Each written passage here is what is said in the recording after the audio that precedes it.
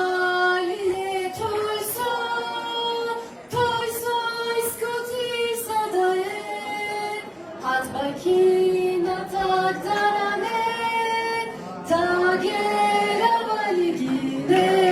Xuska 1 Julaay oo ah maalmaha Israaca iyo midowga labada gobol ee Waqooyi iyo Koonfurta ayaa waxaa si weyn loogu xusaa dhammaan daafaha caalamka maadaama bulshada Soomaaliyeed sanadihii la soo dhaafay ay u suuragelin in gaar ahaan qurbo joogta cudurka coronavirus dartiis ay u dhigtaan ama u dabaaldegaan xuskan.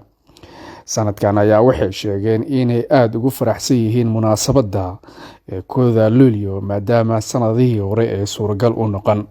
Dhanka kalena xafladan ayaa waxaa soo qaban qaabiyay oo gacan weyn ka geystay ganacsade Faris Maxamed oo ka mid ah ganacsatada ku nool magaalada Ankara ee wadanka Turkiga. Sidoo kale dadka ka soo qayb galay ayaa waxaa ka mid ah qaybaha kala duwan ee bulshada ku nool Ankara. Sidoo kalena waxaa ka mid ah muwaadiniin ka socday wadanka Turkiga oo ayagu sheegay inay aad ugu faraxsan yihiin weynaynta maalinta weyn ee ummadda Soomaaliyeed ay leedahay.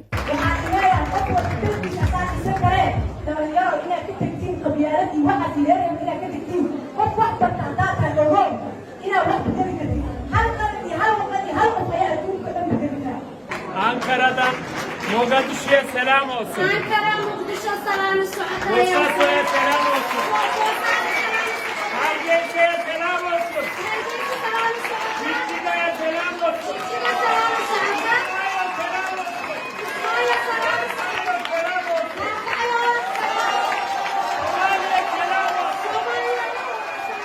dhaqankeena iyo caadadeena aynu soo samaabixinno oo aynu kuraysanno wadooyin loo xiro fardo iyo geel sidaa ay awgeed maanta waxaad mas-uuliyad ka wada tihiin hablo iyo dhallinyaroba inaad calankii Soomaaliya wada gudan tihiin.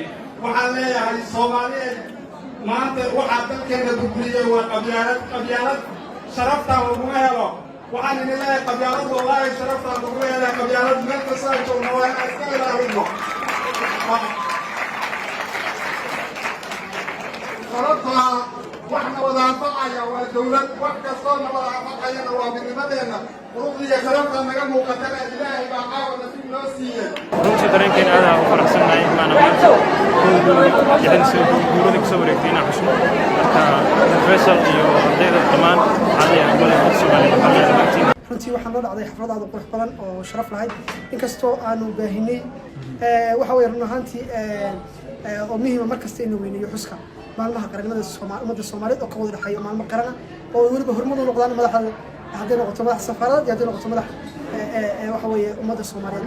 Assalaamu calaykum ummadda mar labaad iyo mar saddexaad ummadda Turkiga ku dhaqanaysa Soomaaliyeed khaasatan maalintii ummadda Soomaaliyeed farxadooda iyo maamuuskooda iyo jiritaankooda ku saabsaneed ayaan ka qayb qaatay aad baan ugu faraxsanahay ummadda Soomaaliyeed ee Ankara ku nool waxaan leeyahay gacmahaad is haysataan waxaan si aad ugu mahadcelinayaa walaalkay Faris